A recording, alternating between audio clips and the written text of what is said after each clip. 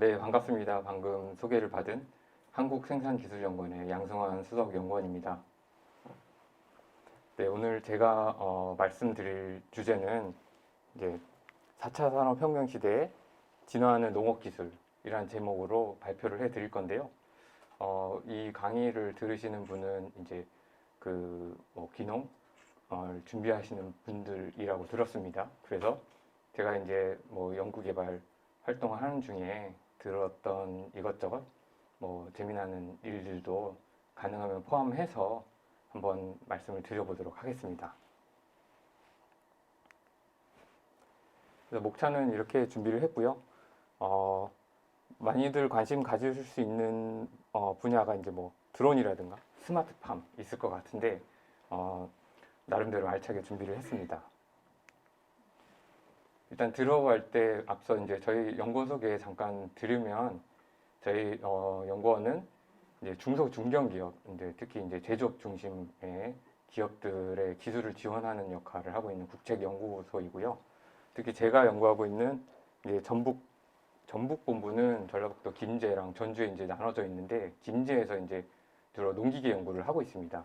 지역별로 그 지역 산업에 맞게 연구 주제를 가지고 활동을 하고 있어서 이제 전라북도는 이제 농기계 산업이 발달돼 있기 때문에 저희 전라북도 지역에서는 농기계 연구를 하고 있습니다.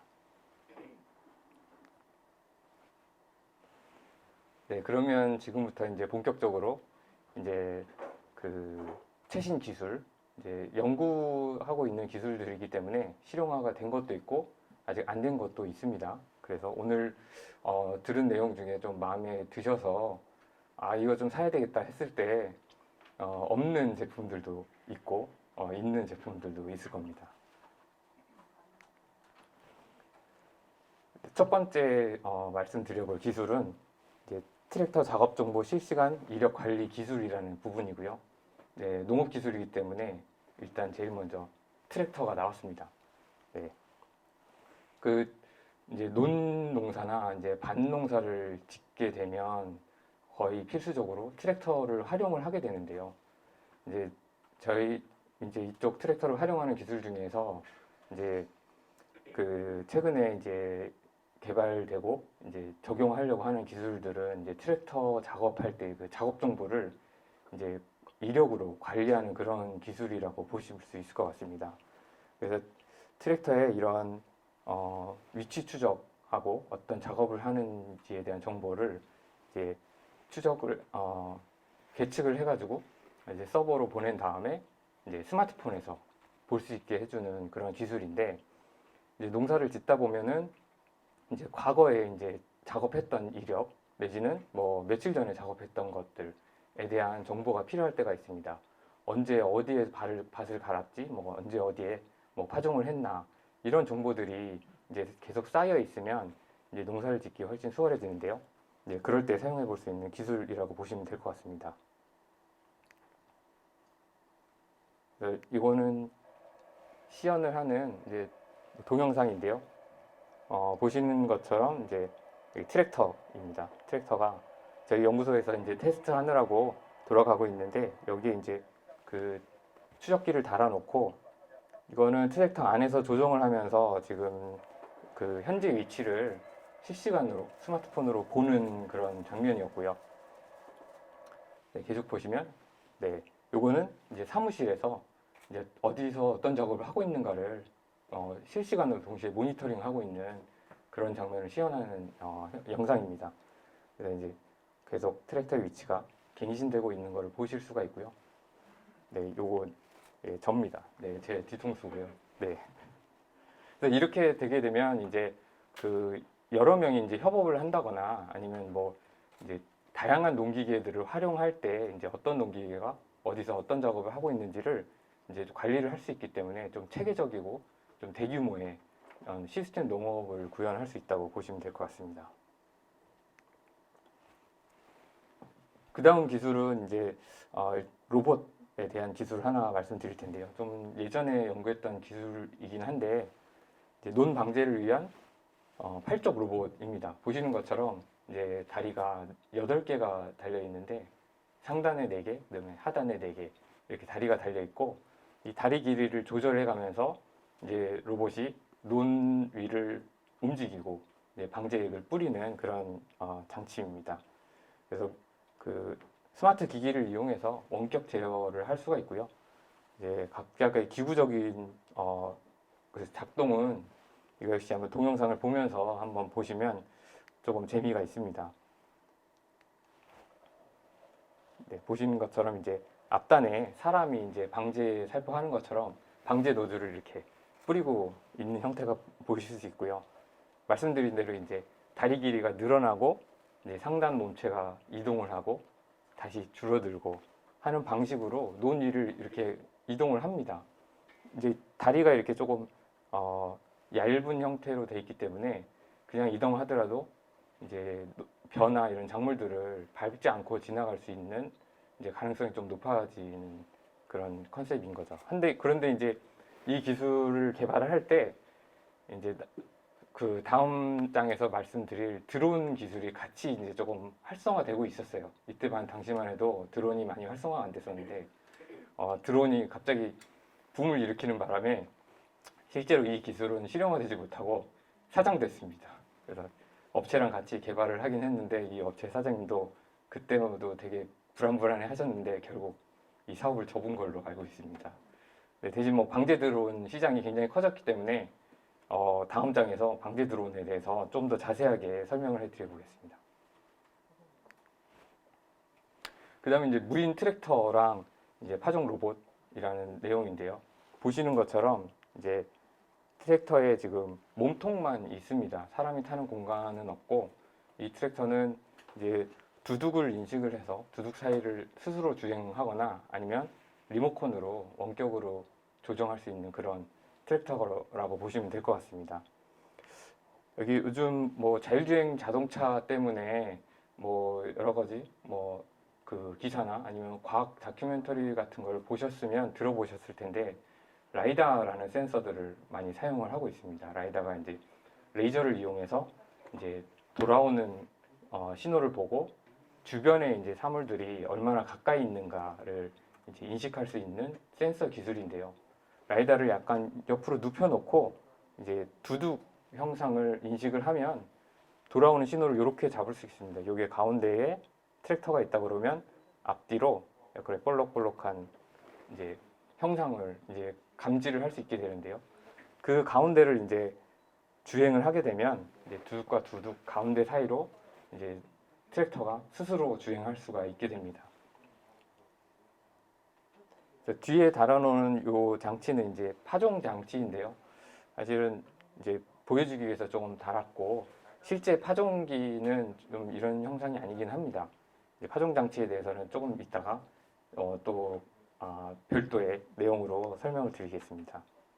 이 동영상도 한번 보시면 사실 이 화면 밖에서 리모컨으로 조정하고 있는 이제 무인 트랙터이기는 하지만 나름대로 신기하게 잘 운행이 되고 있습니다. 그리고 이제 뭐 트랙터 같은 경우는 견인력이 이제 중요합니다. 그래서 무거운 거를 많이 들고 가거나 밭을 갈거나 이제 하기 때문에 이런 경사를 올라간다든가 하는 조금 험난한 길을 간다든가 하는 성능이 굉장히 중요해서 이건 개발한 다음에 한번 테스트 해보고 있는 그런 동영상입니다. 여기 비탈이 보시기에는 그렇게 높진 않은데 실제로 가서 보면은 굉장히 높고요. 이제 승용차 같은 것이 올라가기는 굉장히 높은 느낌이고 이건 좀 극단적으로 높은 25도 각도입니다. 이제 극단적으로 높은 경우도 이제 올라갈 수 있는 거를 이제 보실 수가 있습니다. 조금 전에 말씀드린 이제 파종기에 대한 부분입니다. 이건 어떻게 보면 스마트 농기계라고 하기에는 약간 스마트하지는 않지만 이제 파종기에 대한 개념을 조금 설명드리고 싶어서 준비했고 제가 또 개인적으로 그래도 몇 년 동안 집중해서 좀 연구했던 분야이기 때문에 이제 설명을 드려보려고 합니다. 여기 있는 거 마늘이고요. 지금 마늘 농사를 짓게 되면 지금 마늘 파종기라 그래서 마늘을 심는 기계가 실제 시중에서 이제 사실 수 있습니다. 사실 수 있는데 좀 소규모로 농사를 짓는다거나 아니면 뭔가 그 마늘 파종기의 성능이 아직 완벽하지 않기 때문에 불만 가지신 분들은 직접 수작업으로 하고, 실제 수작업으로 마늘 심는 분들이 더 많으세요.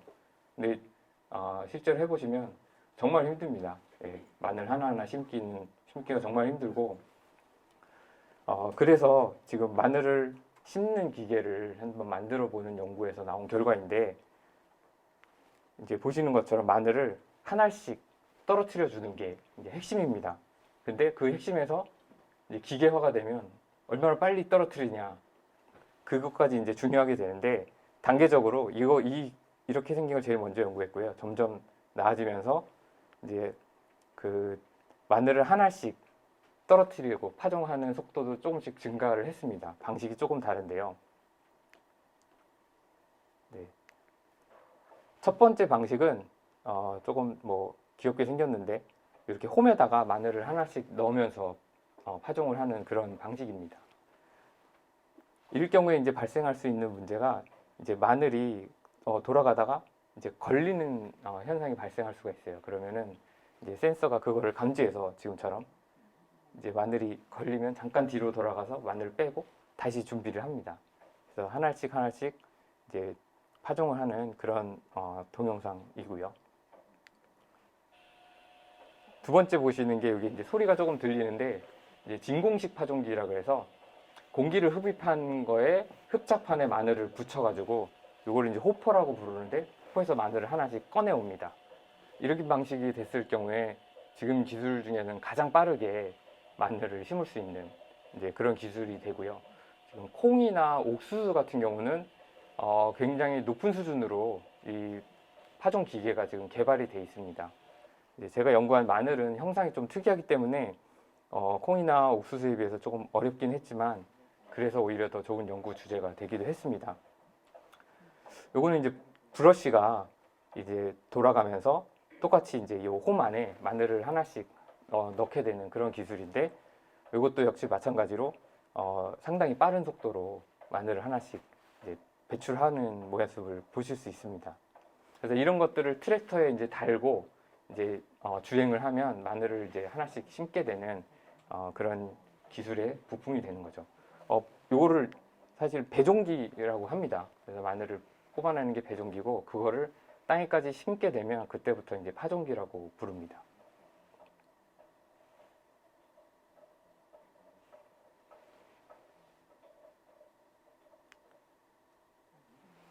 네, 그 다음 기술은 이제 영상 인식하는 기술에 대해서 잠깐 말씀을 드리겠습니다. 이제 아까 마늘 할 때도 말씀을 드렸는데, 여기 이제 보통 우리나라에서 농사를 짓다 보면 이제 멀칭법이라고 해서 검은색 비닐을 깔아놓고 거기서 이게 작물들이 자라는 거를 많이 보실 수 있습니다. 이게 멀칭 비닐이라는 거는 작물 이외의 부분에 비닐을 덮어서 이제 여러 가지 장점이 있는데, 한 가지는 당연히 이제 잡초를 제거하는 장점이 있고요. 또 한 가지는 토양 안에 이제 뭐 비료라든가 물을 주게 될 경우에 그걸 증발하는 걸 좀 막아서 이제 물을 좀 더 오래 머금거나 아니면 비료들이 쓸려 나가는 그런 효과들을 좀 방지해 줄 수가 있습니다. 그래서 본 기술은 일단 시작은 이제 멀칭 비닐 중에도 여러 가지가 있습니다.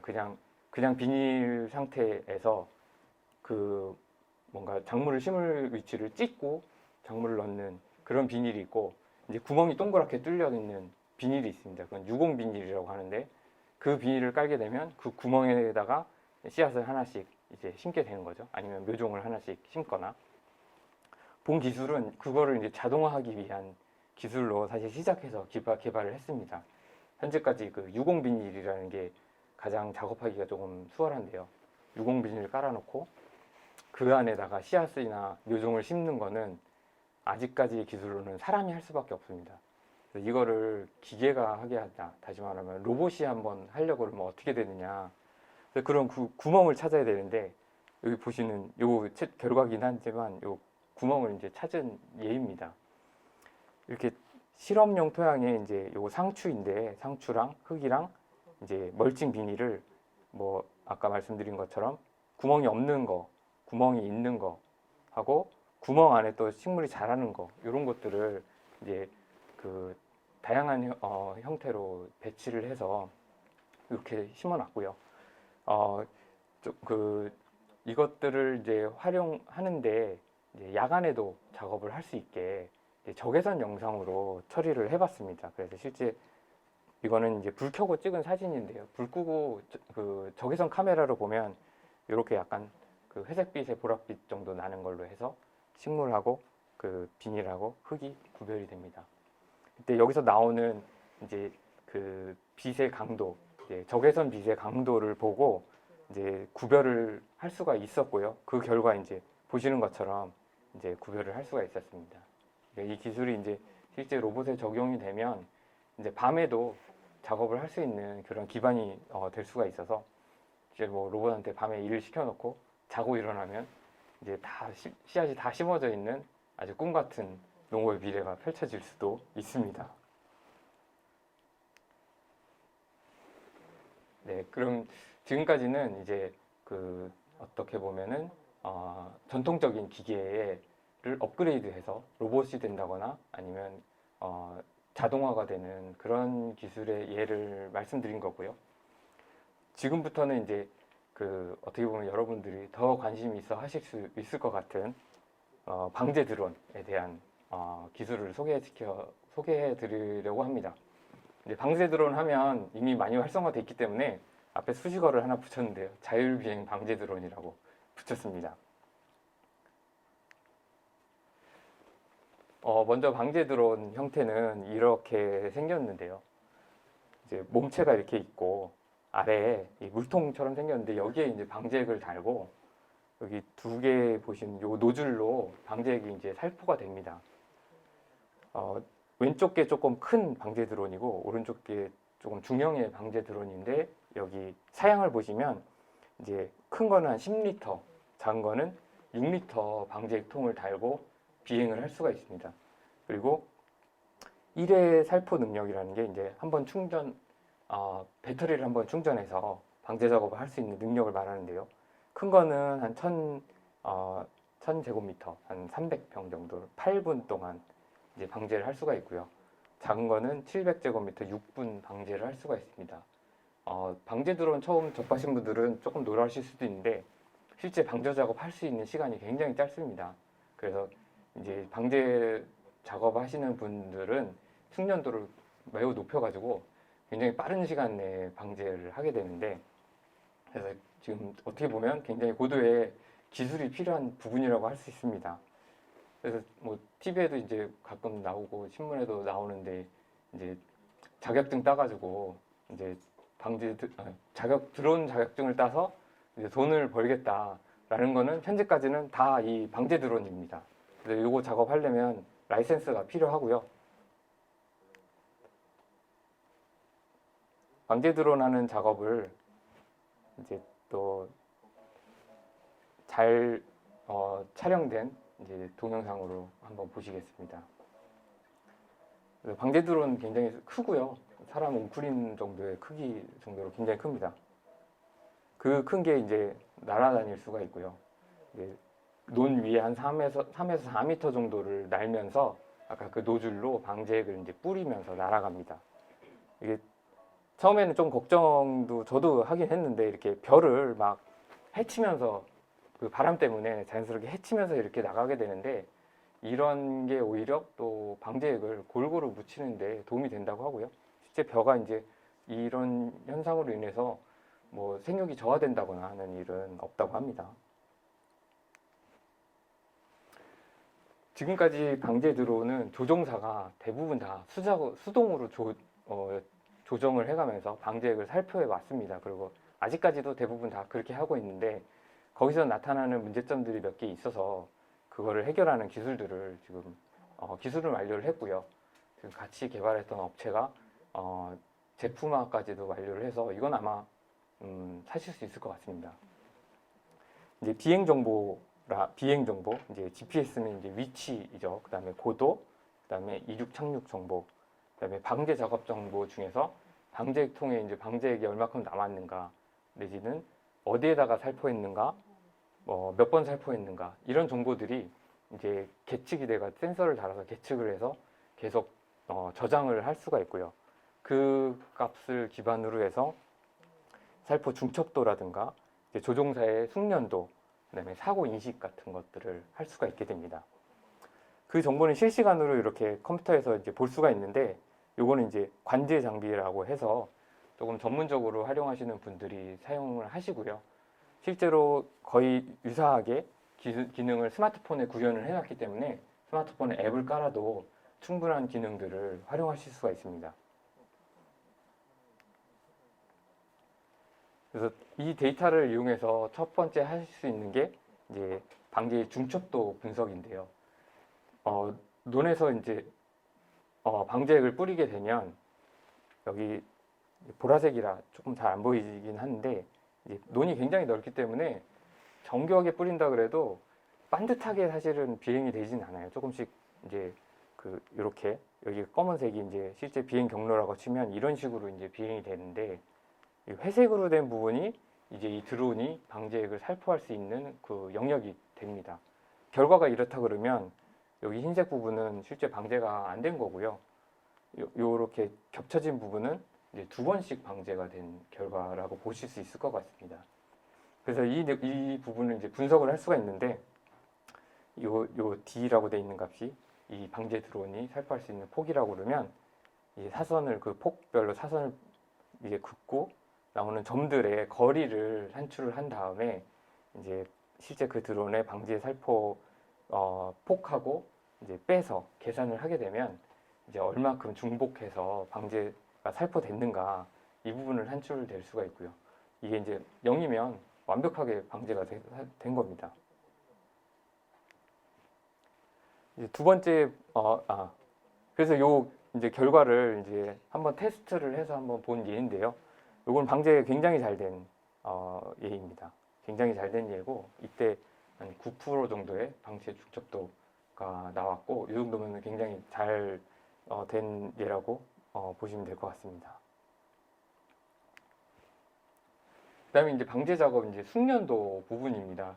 이제 조종사별로 아까 말씀드린 대로 이제 현재는 자동화가 많이 안 됐기 때문에 이제 방제를 얼마큼 빨리 했냐, 잘했냐는 이제 조종사의 능력에 이제 굉장히 의존하게 되는데요. 그러면 이제 방제 조종사의 숙련도를 측정을 할 수가 있으면 이제 농민 입장에서는 조금 숙련도 높은, 예를 들면 이제 그 택시를 타도 고급 택시를 탈 거냐, 일반 택시를 탈 거냐 좀 선택할 수가 있겠죠.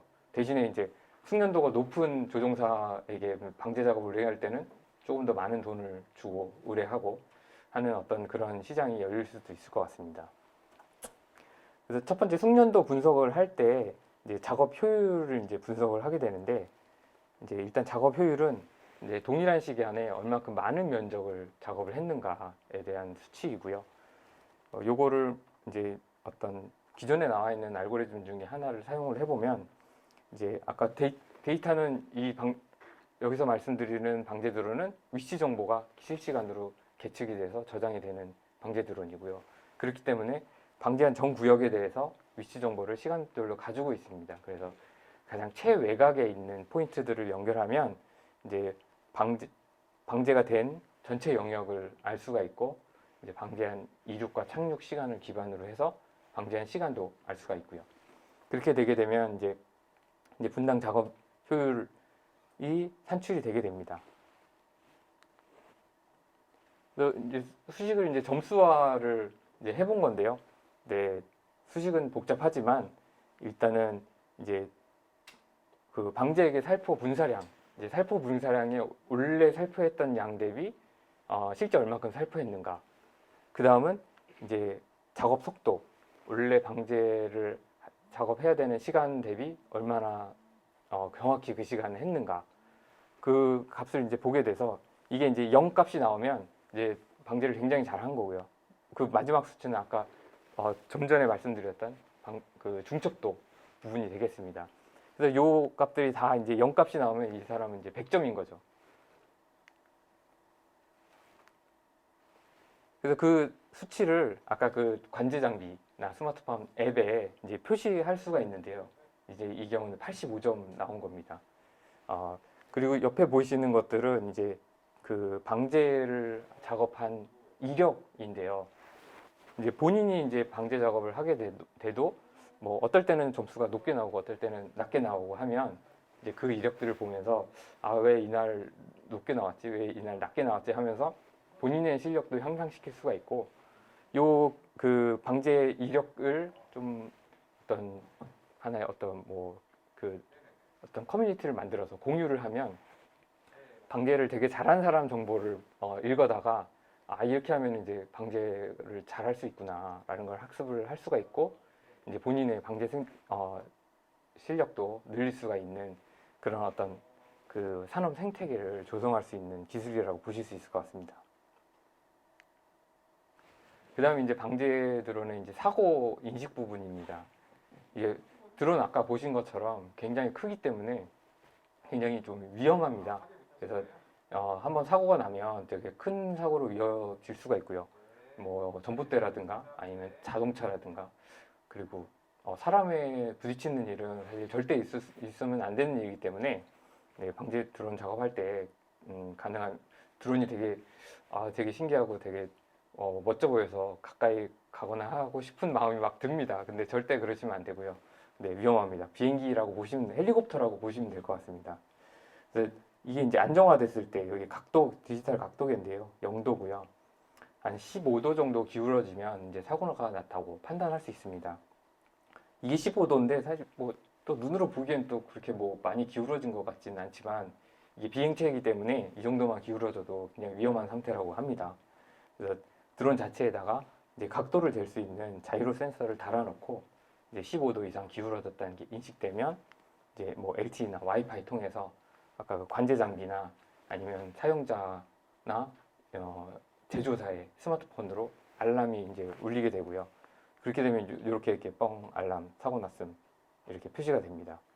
이렇게 되면 이제 이거를 AS 할 수 있는 제조사나 이제 AS 기관에서는 아, 사고가 났으니까 이제 빨리 이제 수리하러 가야 되겠다, 이런 용도로 활용할 수가 있고요. 다른 경우는 이제 요거는 이제 또 산업계에서 약간의 논란이 될 수 있는 부분 중에 하나가 이제 조정을 잘못해서 이게 사고가 난 건지 아니면 이제 방제 드론 자체에 어떤 오류가 있어서 사고가 난 건지, 요게 이제 실제로 제조사 입장에서는 우리도 뭐 핸드폰 고장 나가지고 AS 센터 갔더니 아, 이거는 뭐 사용자 과실인데요, 막 그러면 막 옥신각신 하지 않습니까? 예, 그런 문제를 이제 방지할 수 있는 기능이 되기도 합니다. 이런 정보들이 실시간으로 날아가기 때문에 이게 이제 잘 작동하다가 사고가 났다 그러면 이제 조종사의 잘못일 가능성이 이제 큰 거죠.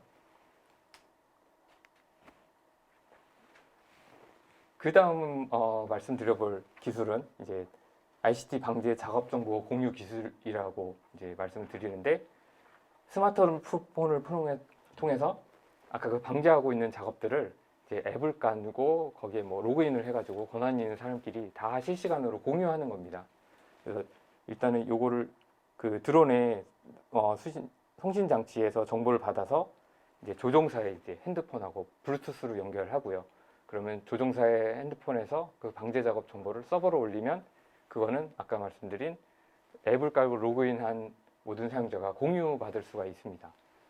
그럴 경우에 이제 그 하나는 뭐 농민, 그다음에 뭐 다른 하나는 제조사, 그리고 실제 갖고 있는 거는 조종사, 뭐 이렇게 이제 실제 작업하는 정보들을 이제 공유를 할 수가 있는데, 이것도 테스트하는 장면을 보면서 좀 더 설명을 해드리겠습니다. 저희 연구원들이고요. 네, 저희 연구원들은 라이센스가 없기 때문에 실제 방제 드론을 조종할 수는 없었고, 이런 취미형 드론에다가 그 기능을 할 수 있는 그런 무선 송신 장치를 달아놓고 이제 테스트를 해보고 있는 예입니다. 네, 여기서 이제 핸드폰으로 위치를 이제 보고 있는 이 연구원은 이제 공유를 받아서 보고 있는 연구원이고요. 실제 드론을 조종하고 있는 연구원은 저 반대편에 있습니다. 조금 있으면 동영상에 나오는데, 보시는 것처럼 실시간으로 이제 드론의 궤적을 추적하는 모양을 보실 수가 있고요. 이거 굉장히 잘된 결과를 골라서 동영상으로 만든 거고, 지금도 약간 삐뚤빼뚤하지만 이게 굉장히 잘된 결과고, 다른 결과는 완전히 막 이상한 데로 가버립니다. 드론이.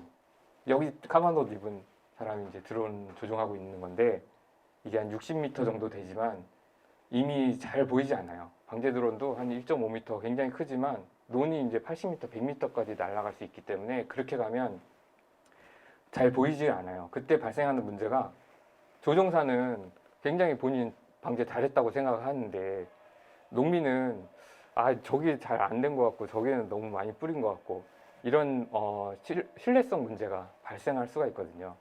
보통 방제는 이제 의뢰를 하고 이제 조종사가 와서 방제를 하면 농민은 옆에 와가지고 대부분 다 잘하고 있나 지켜봅니다. 근데 멀리 가면 잘 안 보이기 때문에 이렇게 앱을 깔아서 앱을 같이 보면 이제 서로 간에 신뢰를 형성할 수 있는 거죠. 조종사도 이거 잘 됐죠? 그럼 농민 잘 됐네요. 네, 고생하셨습니다. 이렇게 될 수가 있는 거죠. 네, 지금처럼 완전히 수작업을 하게 되면 뭔가 누군가 의심을 가졌을 때 사실 해소할 길이 없습니다. 그래서 개발했던 그런 기술이고요. 지금부터는 이제 장애물 인식에 대한 기술입니다. 방제 드론이 굉장히 위험하기 때문에 이제 자동차라든가 아까 말씀드린 사람 정말 위험하고요. 전봇대 같은 경우에 부딪히는 경우 꽤 많이 있다고 들었습니다. 그래서 첫 번째 기술은 이제 여기 이렇게 레이더를 하나 달아가지고 이제 큰 사물이 있을 때 한 5m/s의 속도로 1초에 한 5m 정도 진행되는 그래도 조금 빠른 속도 중에 하나인데 그 속도로 비행했을 때 앞에 뭔가 이런 큰 트럭 같은 게 있다 그러면 멈추는 그런 기술입니다. 이건 테스트 영상인데요. 이제 방제 드론이 방제를 하면서 쭉 비행을 하다가 앞에 이 큰 트럭이 이제 있으면 잠깐 멈추고 더 이상 진행하려고 그래도 자동적으로 진행이 못하게 이제 프로그램이 돼 있어서 이제 진행이 못하는 장면을 이제 보신 겁니다.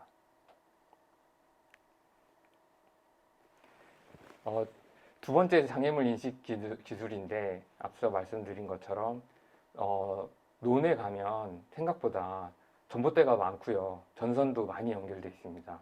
그래서 이 전선에 걸리는 문제들이 종종 발생하고 하는데 드론이 80m, 100m씩 비행을 하기 때문에 전선이 저기쯤 있다는 걸 눈으로 보이긴 하지만 얼마큼 가까이 있는지에 대해서 조종사가 사실 정확히 파악하기가 어려워서 좀 무리해서 방제 작업을 하다 보면 이제 전선에 걸리는 큰 사고가 이루어지게 됩니다. 근데 전선은 이제 큰 전선 같은 경우가 두께가 한 15mm 정도 되고요. 조금 작은 전선은 두께가 한 10mm 정도 됩니다. 기존에 이제 뭐 장애물을 인식하는 센서는 이런 기둥이나 벽, 뭐 아까 같이 큰 트럭 같은 거는 그나마 좀 쉽게 인식을 할 수가 있는데 그렇게 얇은 전선은 기존에 좀 인식하기가 어려웠습니다. 그래서 요거를 해결하기 위해서 이제 딥러닝 인공지능 딥러닝 기술하고 이제 뎁스 센서를 이용해서 이제 수행을 해본 예고요. 결과적으로는 한 10cm 두께의 전선을 한 6m 거리에서 이제 전선의 위치랑 이제 얼마큼 떨어져 있는가 거리 두 가지를 인식할 수 있는 기술을 개발을 해봤습니다. 여기 이 자주색으로 보이는 드론 위에 올려져 있는 요게 이제 그 전선의 위치랑 거리를 인식할 수 있는 그런 센서를 포함한 모듈이고요. 요게 이제 나중에는 드론 안에 시스템의 하나로 통합될 예정입니다. 오른쪽에 보시는 이 그림이 이제 뭐 요즘 인공지능 딥러닝 이용해가지고 뭐 사물도 인식하고 고양이도 인식하고 개도 인식하고 이런 것들 이제 많이 보셨을 것 같은데 그 똑같이 그 결과로 해서 이게 전선이 이렇게 쭉 있는 거를 이제 약간 뜨문뜨문이긴 하지만 여기 전선이 있다라고 인식한 결과고요. 다음에 보여드릴 동영상에서는 이제 좀 더 그 높은 완성도로 이제 전선을 인식한 예를 보여드릴 수 있습니다. 자, 그거를 보기 위해서 드론의 시야에서 한번 논을 한번 바라보겠습니다. 이제 드론의 카메라가 이제 전선을 인식하는 모드로 설정해 놓고 이제 실시간으로 계속 찍고 있는 모습이고요. 여기 저희 연구원이 드론을 띄워서 이제 전선 근처로 갈 예정입니다. 네, 제가 이제 연구하고 있는 지역인 전라북도 김제의 지평선 평야입니다. 네, 몇 안 되는 지평선 보이시죠? 네. 이 강의를 통해서 지평선도 한번 보시고요. 전선이 이제 인식되는 이제 결과를 보실 수 있습니다. 이 빨간색 네모를 친 거는 이 빨간색 네모 안에서 이렇게 전선이 인식됐을 경우에 쭉 직진하면 전선에 걸린다라는 구역이고요. 이 바깥에 인식했을 경우는 좀 멀리 떨어져 있으니까 이제 드론에 걸리지 않아서 굳이 인식할 필요는 없었던 결과입니다.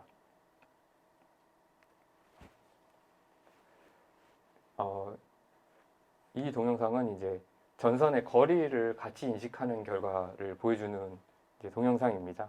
뎁스 카메라가 이제 아까 라이다 센서랑 이제 유사한 이제 센서인데요. 이 빛을 쏴서 사물을 인식하기 때문에 전선 같은 얇은 선도 인식을 할 수가 있습니다. 물론 이제 본 연구에서 이제 6m의 제한이 좀 있고 더 멀어지면 이제 전선 빛으로 해도 사실 감지하기가 조금 어려운 한계가 아직은 있긴 하지만 이제 현재 수준에서 이제 이 정도까지는 전선의 위치랑 이제 거리를 인식할 수가 있습니다. 그래서 똑같이 아까 동영상 보여드린 것처럼 트럭 앞에서 드론이 멈춘 것처럼 전선 앞에서 드론이 멈추는 그런 기술도 구현할 수 있는 발판은 지금 마련이 되어 있다고 보시면 될 것 같습니다. 드론의 마지막 이게 이제 제일 중요한 부분이라고 보실 수 있을 것 같습니다. 스마트폰을 이용해서 이제 자율 비행으로 방제까지 하는 그런 기술에 대해서 설명을 드리겠습니다. 이 조종기에다가 이거 스마트폰을 이렇게 달아서 취미형 드론도 이렇게 해서 취미형 드론은 대신 여기 이제 카메라를 해가지고 드론의 영상을 이제 보게 되는데 요거는 위성 지도를 이용해서 드론이 어디서 방제하고 있는 거를 실시간으로 볼 수 있는 예고요. 이렇게 스마트폰 앱에서 방제할 논의 구역을 설정하면 방제할 그 경로를 자동으로 만들고 실제 방제 시작하면 이제 자동으로 방제를 하고 돌아와 그러면 다시 이제 돌아옵니다. 그래서 그거를 실제 스마트폰을 조종하는 느낌으로 한번 봐보겠습니다. 여기 조종사가 이제 여기서 이제 각 방제할 면적을 이제 모서리를 찍으면 자동으로 이 점선이 이제 방제 드론 비행할 구역이고 이게 방향 바꿔가지고 원하는 방향으로 선택을 할 수가 있고요.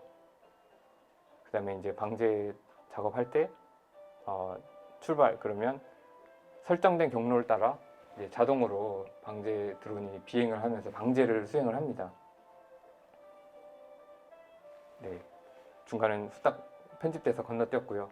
방제 다 완료가 정상적으로 됐으면 좋아 방제 끝 복귀 그러면 조종사 여기 있으니까 이것도 거의 한 80m 됩니다. 여기 가서 방제 드론 잡을 수 없고 방제 드론을 다시 이제 불러오는데 이제 자동으로 이제 불러오고요. 여기 옆에 보이는 동영상은 이제 마지막에 이제 착륙하는 형태까지 볼 수 있습니다.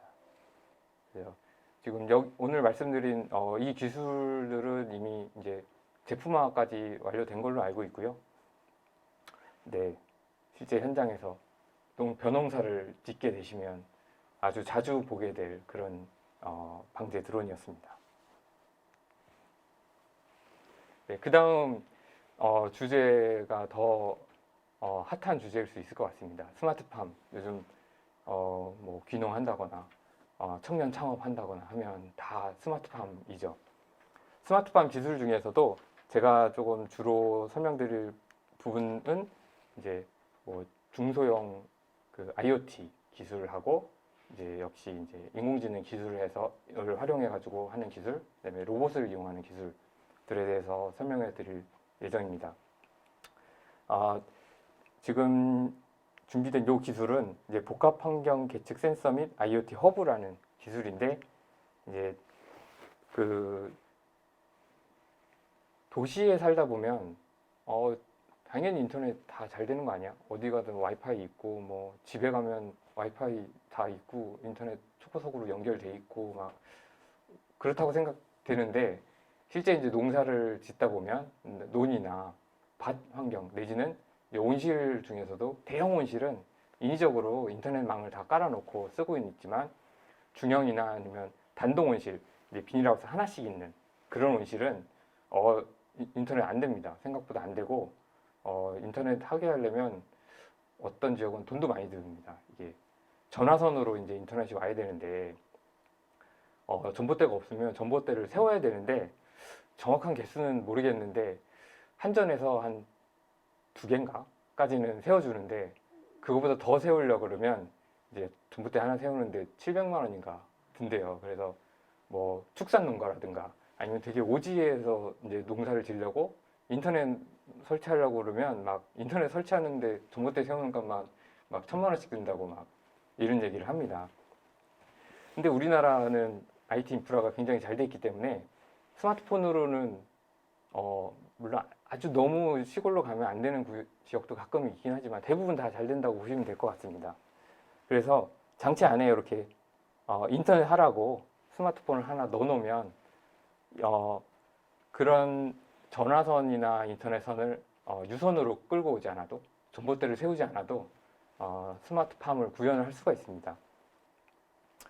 그리고 이제 추가적으로 개발한 거는 스마트팜을 운영할 때 꼭 필요한 온도, 습도, 일사량, 그 다음에 이산화탄소, CO2 그거를 4가지 요소를 동시에 측정할 수 있는 복합환경 센서를 이제 만들어서 요 값을 이제 이 스마트팜 무선 제어기 쪽으로 보내주고 이 제어기가 사용자의 스마트폰 앱에 환경 정보라든가 제어 정보, 그 다음에 뭐 이상 환경이 있을 경우에 알람을 주게 됩니다. 간단한 또 시연 동영상을 한번 보시겠습니다. 아까 말씀드린 그 장비이고요. 요 안에 이렇게 스마트폰을 하나 넣어놨습니다. 스마트폰을 넣어놔서 지금 장치 상태를 이제 모니터링하는 예이고요. 여기 오른쪽에 보시는 요게 온도, 습도, 일사량, CO2 동시에 잴 수 있는 장치이고 요 끝에 달린 게 요게 이제 일사량 측정하는 장비입니다. 그리고 왼쪽 거는 그냥 온도 센서 하나 들어 있습니다. 실제로 이제 단동 온실 같은 경우에 환경 제어할 수 있는 요소가 그렇게 많지 않기 때문에 현실적으로는 온도 정도만 알아도 창 열고 닫고 뭐 하는 정도 수준에서 충분히 이제 스마트팜을 구현하실 수 있고요. 자, 보시면 네, 불이 켜졌죠. 1번 제어기 켜라 그러면 이제 신호를 요 핸드폰으로 시스템 안에 있는 핸드폰을 정당해서 1번 켜고 2번 켜고 지금 이 시연에서는 이게 등으로 해놨는데 여기다가 이제 팬을 연결한다든가 난방기를 연결한다든가 창을 여는 모터를 연결한다든가 하면 이제 간단하게 이 장치 하나를 설치해 놓고 연결만 하면 이제 원격에서 쉽게 제어할 수 있는 이제 그런 화면이고요. 그 다음에 이제 알람 같은 경우에 뭐 특정 온도 이상 올라가면 울려라 아니면 이하로 내려가면 울려라 했을 경우에 그 알람이 이제 울 수 있는 기능을 보신 겁니다. 한 대형 스마트팜 온실은 굉장히 고도화돼 있어서 뭐 이런 기술들보다 더 높은 수준의 이제 자동 제어를 실제 수행하고 있는데 이제 제가 이제 개발하고 이제 어떻게 보시면 이제 작은 규모부터 스마트팜을 시작하시려는 분들은 처음부터 그렇게 고가의 복잡한 장비 말고 이런 간단한 장비부터 활용해 보시는 것도 좋을 것 같습니다. 그래서 이 기술이 좀 응용돼서 그래도 성공적으로 설치된 사례가 이제 비가림 포도 스마트팜입니다. 이제 비가림이라고 그러면은 이제 완전히 비닐로 밀폐된 상태가 아니라 이제 비만 가리게 위에 이렇게 얹어져 있는 우산처럼 얹어져 있는 그런 하우스가 비가림 하우스인데 포도 농가 같은 경우에 이런 하우스들을 많이 운영을 합니다. 비만 안 맞게 하기 위해서. 이제 비가 맞으면 대부분 이제 작물들은 이제 뭐 병충해가 온다거나 하는 뭐 일들이 있다고 해서 비를 안 맞게 해주는 게 되게 중요하다고 합니다. 그래서 아까 보여드린 기능 플러스 아까 그 보여드렸던 시연 장비는 일단 그래도 220V 전원 꽂아줘야 됩니다. 그래야 작동을 하는데 이제 전기도 없으면 어떡할 거냐에 대비해서 지금 여기 포도 농가에 설치했던 이 기술은 태양광 발전판을 달아가지고 이제 전기가 없더라도 스마트팜이 구현될 수 있는 기능까지 이제 한번 구현을 해본 예고요. 비가림 온실이기 때문에 여기서 사실 제일 중요한 스마트팜 요소는 토양의 이제 수분량을 측정을 해서 물을 주는 겁니다. 이게 사방이 뻥 뚫려 있기 때문에 온도 습도를 제어할 수는 없고요. 이제 물이 너무 말랐다 했을 때 자동으로 물을 주는 이제 그런 장비인데, 이 장비도 역시 이렇게 스마트폰을 넣어가지고 원격에서 이제 어디서든 제어할 수 있게 이제 한 기술이고요. 여기 이제 그 전광판인데, 농가 가보시면 이런 거 설치한 농가도 보실 수 있어요. 현재 온도 몇 도고, 여기 이제 여기는 포도 농가기 때문에 토양 수분 몇 %인가 수분량이, 이런 것들을 이제 보게 되는데, 이 전광판 역시 무선으로 만들어서 이제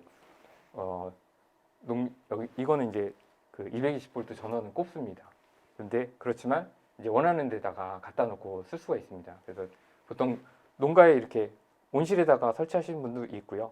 요거 이제 그 집에다가 설치하시는 분도 있습니다. 이게 지금 로라라는 한 2km까지 무선통신이 될 수 있는, 이제 최근 많이 쓰는 무선통신 기술을 적용한 것이기 때문에 뭐 장애물 있고 하면 실제 2km까지 안 가는 경우도 많지만 한 300, 400m 정도까지는 충분히 가기 때문에 뭐 어느 정도 집이 떨어져 있더라도 집에다가 이거 설치해 놓고 쓰실 수 있습니다.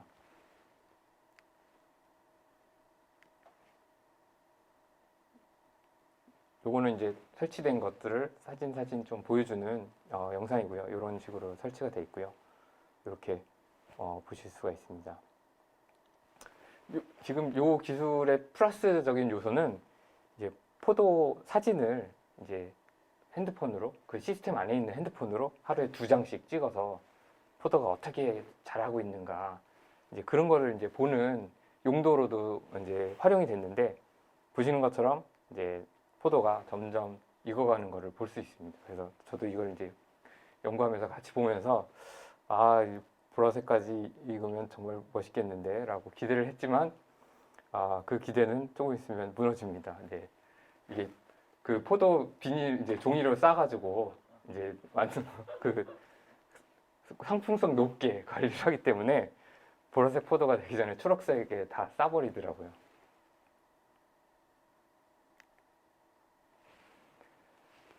이 기술을 실제로 활용한 곳은 이제 화성시 농업기술센터였었습니다. 그래서 화성시 이제 송산포도 굉장히 유명한데요.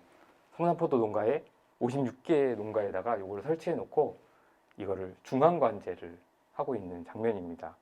이 사업의 기술은 제가 좀 제공을 하긴 했지만 사업을 총괄하신 분은 여기 서 있어 이렇게 딱 근엄하게 이제 전체로 관장하시는 이제 그때 기술센터 팀장님이셨는데, 지금 이 사업이 잘 돼가지고 승진하신 걸로 알고 있습니다.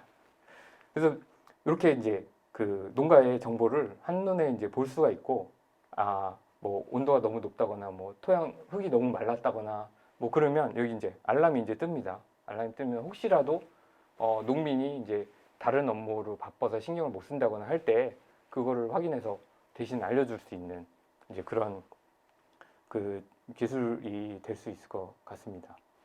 그리고 아까 이제 사진을 찍어두고 환경 데이터들을 취득할 수 있기 때문에 이제 어떤 데는 이제 잘 됐고 어떤 데는 잘 안 됐을 때 이제 그 원인을 분석할 수 있는 이제 포도 생육 빅데이터 또 분석할 수 있는 기술입니다. 그래서 여기 팀장님께서 지금 그쪽에 포커스를 맞춰서 이 사업을 진행하고 계십니다.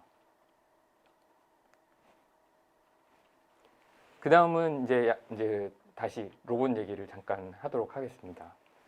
시설원의 작업관리 시스템이라고 하면 이번에는 이제 대형 온실입니다. 한 3,000평 이상, 요즘 뭐 10,000평, 20,000평 정도 되는 온실을 운영하시는 분도 이제 점점 늘어나고 있는데, 그런 온실 가면 온실이 끝도 안 보입니다. 그리고 그 온실에서 작업하시는 분들이 한 3,000평 됐을 때 한 10명 정도 됩니다. 그래서 한 10,000평, 20,000평 되면 뭐 온실 작업하시는 분들 아니면 뭐 거기서 시설 관리하시는 분 다 합치면 한 100명 된다고 해요. 완전히 이제 그래도 규모가 큰 중소업체 정도가 되는 거죠. 그럴 경우에 이제 어떤 여러 작업자들이 동시에 작업을 하기 때문에 누가 어디서 어떤 작업을 했는지에 대한 데이터를 받게 되면 이제 작업을 효율적으로 운영을 할 수 있는 거죠.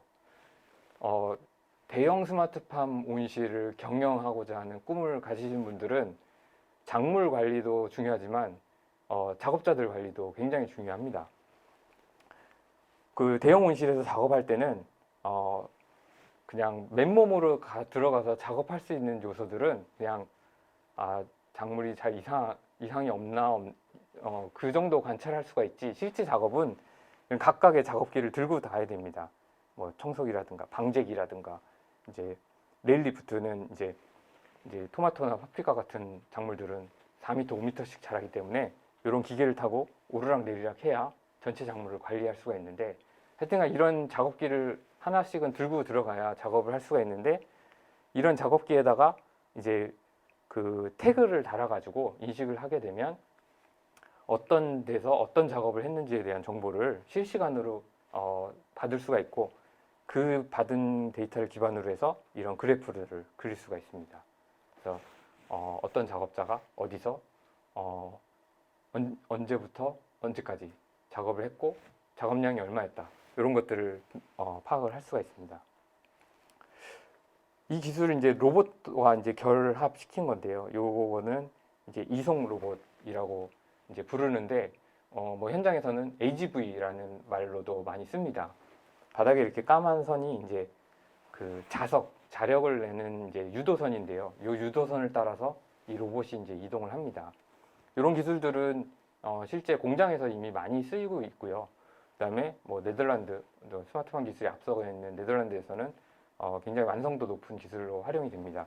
저희는 이제 이 기술에 추가를 해서 이제 위치 추적까지 할 수 있는 그런 기술들을 이제 개발을 했는데, 이거 역시 동영상으로 보시면 더 재미있습니다. 여기 이제 태그가 요거 토마토 토마토 농가고요. 굉장히 전형적인, 굉장히 잘 돼 있는 토마토 농가입니다. 여기 이렇게 그 인공 배지에 흙이 없습니다. 인공 배지에 이렇게 토마토 줄기를 하나씩 심어서 이렇게 쭉 자라고 있는 형태이고, 인공 배지에는 양액이라는 걸 줘서 이제 키우게 됩니다. 그리고 토마토가 이렇게 열려 있고요. 이 베드와 베드 사이를 작업자들이 들락날락 하면서 이제 포도 따기도 하고 순도 지르고, 아니면 뭐 쓰레기도 줍고 상품 없는 포도들 이제 떼어내고, 이제 뭐 적과 저격, 뭐 순지르기 이런 용어들 이제 쓰는데, 뭐 토마토나 파프리카, 뭐 오이 이런 농사 지실 분들은 이 작업 굉장히 많이 하셔야 됩니다. 네. 다시 동영상으로 옮겨와 가지고요. 방금 태그를 찍었고요. 스마트폰 앱에서 이제 태그를 찍은 다음에 이제 로봇 일로 와 그러면 쉬고 있는 로봇이 그 태그 있는 위치까지 유도선을 따라서 이렇게 옵니다. 요거 시연하는 온실이기 때문에 되게 멋지게 자동 유리문도 만들어놨는데 로봇이 유리문도 열고 들어온 예입니다. 그럼 작업자가 이렇게 자기 핸드폰을 여기 이렇게 거치를 하게 되면 이제 띡 인식하는 게 이 스마트폰을 가진 사람이 이 이제 작업기를 쓸 거다라는 내용이 이제 서버로 전송이 되는 거고요. 여기 들어갈 때 이제 바닥에 있는 태그를 인식하고, 나올 때 또 태그를 인식하고. 여기는 지금 추종 기능을 이용해서 작업자를 이제 따라오는 기술입니다. 그래서 이렇게 되게 되면 이 작업기를 이제 수확을 하니까 이 수확을 누가 어디서 언제 했는지에 대한 정보가 실시간으로 다 서버에 저장이 되고, 관리자가 나중에 그 실시간 내지는 나중에 그런 통계를 보고 이제 효율적인 작업 방식에 대해서 계획을 할 수 있게 됩니다. 그래서 작업이 끝나면 이제 복귀하면 이제 하차장으로 이제 로봇이 자동으로 이송해서 토마토를 하차를 하게 되고, 이런 정보들이 이제 쌓이게 되면 이제 어떤 구역에서 토마토가 많이 열렸는가, 이런 정보들을 또 추가적으로 자동으로 확보할 수 있기 때문에 그러면 왜 1번, 2번 구역에서만 토마토 생산량이 높지? 그러면 환경 데이터나 이런 데이터를 또 추가적으로 살펴보면서 이제 최적의 생육 조건들을 스스로 찾아갈 수 있는 그런 빅데이터를 활용할 수 있게 되는 거죠. 그 다음 부분이 이제 토마토 연구를 많이 해서 이제 이 연구 결과들이 많이 있는데, 후숙 작물이라고 하죠. 토마토는 초록색일 때 따도 가만히 익어라 기다리면 뭐 한 달, 일주일에서 한 달 사이에 빨갛게 익습니다. 그리고 먹어도 전혀 뭐 이상하지 않고요. 아주 맛있습니다. 근데 이제 토마토가 그렇기 때문에 색깔별로 유통할 수 있는 기간이 있는 거예요. 그래서 바로 먹을 거는 아예 새빨간 토마토를 따면 되고요. 뭐 수출할 거다, 내지는 좀 유통기간 좀 오래 걸릴 거다 하면 초록색 토마토를 따면 됩니다. 그래서 이 토마토를 색깔별로 따거나 아니면 뭐 다 딴 다음에 색깔별로 구별하는 일이 중요한 일 중에 하나인데요. 초록색 토마토랑 빨간색 토마토는 누구나 쉽게 구별할 수가 있습니다. 근데 이제 중간에 조금 초록색인 토마토랑 조금 빨간색인 토마토 사이는 이제 아주 숙련자가 아니면 구별하기 어렵다고 그럽니다. 이것도 이제 토마토의 사진들을 쭉 이제 찍어서 이제 기계에다가 학습을 시켜서 이제 이건 초록색, 이건 빨간색, 이건 조금 초록색, 이건 조금 많이 초록색 다 학습을 시키면 이제 기계가 이제 구별하기 시작하는데, 이 조금 초록색과 조금 빨간색 요 사이에서도 한 95% 정도의 정확도로 이제 기계가 인식을 한 결과입니다. 이제 선별장의 개념이라고 보시면 될 것 같은데, 이렇게 다양한 색깔의 토마토들이 섞여서 이동을 하고 있고, 여기에 이제 인식용 카메라가 이제 들어 있습니다.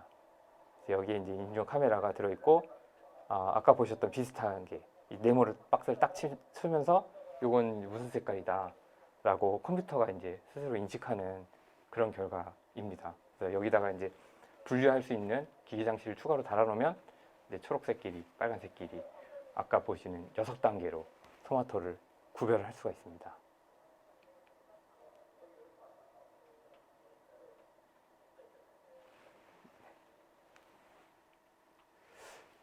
그 다음은 그냥 잠깐 보시고 넘어가시면 될 것 같은데, 그 이후에 이제 연구를 좀 많이 하고 있는 부분은 이제 무선 센서에 대한 부분입니다.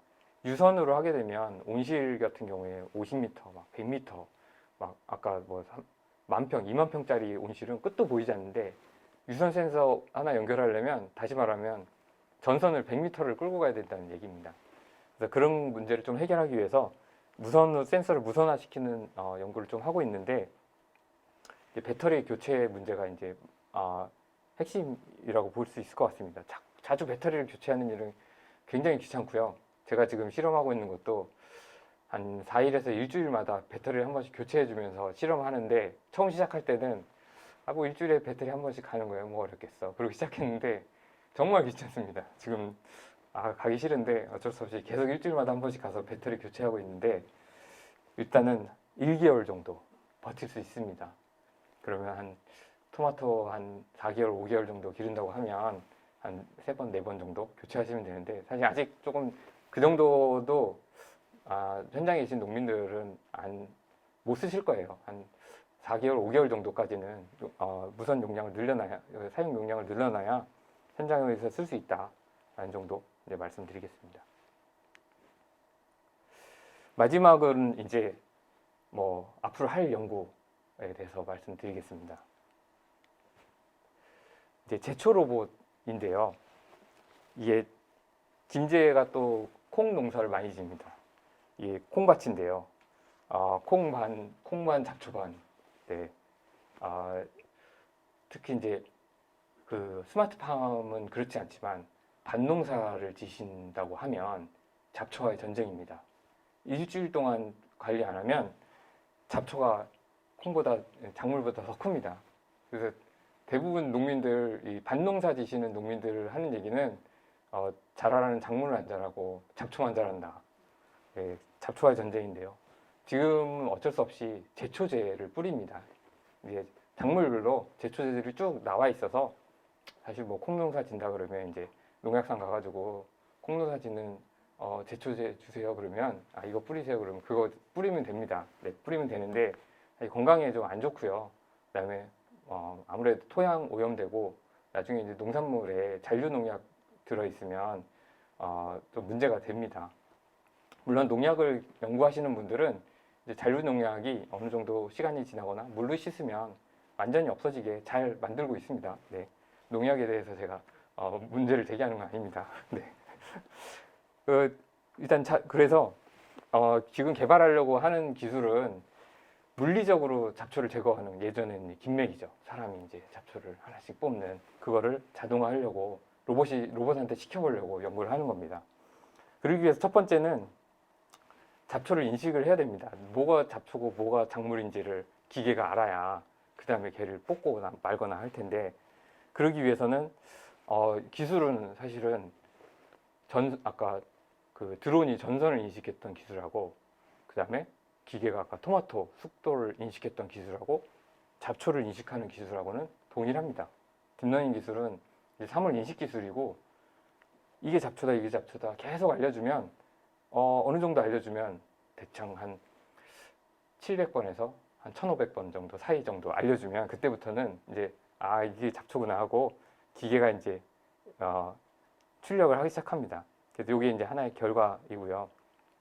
그때 들어가는 이제 카메라 중에 이제 거리까지 인식할 수 있는, 어디에 있는지를 알아야 그걸 제거를 하니까 어디에 있는지까지 인식할 수 있는 게 아까 그 전선 인식했을 때에도 썼었던 이제 뎁스 카메라라는 녀석이 있고, 스테레오 카메라라는 녀석이 이제 위치랑 거리까지도 인식하는 카메라입니다. 이렇게 카메라가 이제 사람 눈처럼 두 개가 어느 정도 거리에 떨어져 있기 때문에 그 두 영상의 그 미묘한 영상 차이를 보고 그 대상에까지의 거리를 인식을 해냅니다. 그 다음은 이제 로봇한테 일을 시킬 거니까 이제 로봇이 스스로 움직이면서 작업을 해야 되지 않습니까? 그때도 사실 적용을 하려면 고민이 많습니다. 지금 요게 이제 사실 우리나라의 예는 아닌데, 외국처럼 크게 농사 지을 때는 일부러 이렇게 기계 단위라고 작물을 심지 않습니다. 우리나라 그 농민분들은 이해하지 못하는 농민들이 있을 겁니다. 이거 다 심어야지 이거 기계 쓴다고 이거 아깝게 남겨놓냐. 근데 이제 기계가 이제 다니게 하기 위해서는 요 정도 센스는 약간 필요합니다. 눈으로 보기에도 확인하기 때문에 기계도 쉽게 갈 수 있습니다. 이렇게 해놓으면 이제 그 이랑과 고랑이 있을 경우에 이제 두 가지를 하나 선택할 수 있는 게, 첫 번째 이제 작물 사이를 주행할 거냐, 다시 말하면 고랑에 로봇을 조그맣게 만들어 가지고 고랑 사이를 이제 다닐 거냐, 그게 이제 이런 예가 됩니다. 예. 근데 로봇을 아무리 좁게 만들어도 한계가 있기 때문에 이때는 약간 그 고랑을 조금 넓게 만들어주는 이제 그런 그 변형은 좀 일어나야 되긴 하지만 그런 방법을 취할 수가 있고요. 많은 방법 등은 고랑과 고랑에 바퀴를 놓고 작물을 밑에 둔 상태에서 진행하는 방식들을 많이 선택합니다. 지금 이런 방식도 그렇고요. 이런 방식도 그렇고 이제 고랑 사이에 바퀴를 놓고 주행을 합니다. 그럴 경우는 아까 보여드렸던 것처럼 고랑을 인식해가지고 내지는 이렇게 작물을 인식해서 쭉 따라가기만 하면 됩니다. 네, 마지막으로 이제 그러면 이제 아까 잡초도 인식했고 로봇이 혼자 잘 다닐 수 있다. 자, 이제 뽑자. 근데 어떻게 뽑을 거냐? 여기도 이제 만만치는 않습니다. 먼저 선택할 게 이제 잡초를 제거할 거냐, 아니면 작물만 빼고 나머지를 다 제거할 거냐. 이제 이걸 선택할 수가 있고요. 그 다음에 이제 어떻게 뽑을 거냐를, 이제 잡초를 이제 잘라낼 거냐. 이제 농촌 가서서 이제 잡초 제거를 하다 보면 이제 예초 작업이라는 걸 하게 되는데, 벌초할 때도 많이 쓰죠. 이렇게 윙 하면서 이제 잘라내는, 그게 이제 잘라내는 방식이고요. 그다음에 파쇄할 거냐, 이런 식으로 이렇게 약간 깊게 해가지고 밭 갈듯이 이제 흙하고 작물을 다 갈아버립니다. 예, 그런 방식이 있고요. 태울 거냐, 잡초들이 워낙 독하기 때문에 얘를 좀 뜨겁게 가열을 해가지고 열을 주면 사실 제일 확실하게 죽는데요. 하지만 이렇게 하려면 이제 좀 위험하기도 하고, 좀 이제 불을 이렇게 세게 쪼이는 기술도 쉬운 기술은 아니기 때문에 조금 인터넷 찾아보시면 많이 나오긴 하는데 실제 현장에서 그렇게 많이 쓰이는 기술은 아닙니다. 불날 위험도 있고요. 그 그다음 마지막으로 이제 약을 칠 거냐. 이제 제초 로봇 중에 이쪽으로 연구하시는 분도 있습니다. 이렇게 잡초에만 약을 살짝 딱딱 치는 거죠. 근데 이제 저는 이제 그렇게 약을 치면 이제 결국 친환경은 아니기 때문에 사실 마지막 방법은 고려하고 있지는 않고요. 마지막 방법이 이제 잡초를 잘 잘라내면 그걸 그냥 둘 거냐 아니면 수거할 거냐. 어떤 잡초들은 간단히 잘라놓고 딱 두면 거기서 또 뿌리가 나와가지고 열받게 다시 자라는 일주일 자면 다 죽었던 알았던 잡초가 다시 잘 쌩쌩하게 내가 키우려는 작물보다 더 잘 자라고 있던 아주 약 올는 결론을 만나실 수도 있는데, 그래서 이제 그 잡초를 제거한 이후의 작업에 대해서도 이제 고민을 해야 됩니다. 그래서 마지막으로 보시는 기술은 조금 부럽긴 하지만 이제 프랑스 기술인데, 이제 잡초 제거 로봇을 그래도 어느 정도 완성도 있게 개발한 기술인데 종류별로 다 만들었습니다. 제가 말씀드린 이 고랑 사이를 가는 조그만 잡초 제거 로봇이 있고요. 근데 요거 이 빗자루 같은 걸 이용해 가지고 작물 빼고 나머지를 그냥 다 쓸어버립니다. 아주 간단한 예지만 또 쉽고 효과적으로 잡초를 제거할 수 있는 방법 중에 하나가 맞습니다. 그다음에 두 번째는 이렇게 작물 빼고 나머지 부분에 이렇게 그 파헤쳐서 이제 하는 예인데, 실제 동영상은 요거는 이제 그 하나의 방식이고, 제가 말씀드렸던 것 중에 작물을 인식한 다음에 그 작물 위의 것을 제거하는 기술도 구현을 해놨더라고요. 오른쪽에 보시는 요거는 이제 과수원용 잡초 제거 로봇입니다. 마지막으로 보여드릴 동영상은 이제 가운데 있는 잡초 제거 로봇입니다.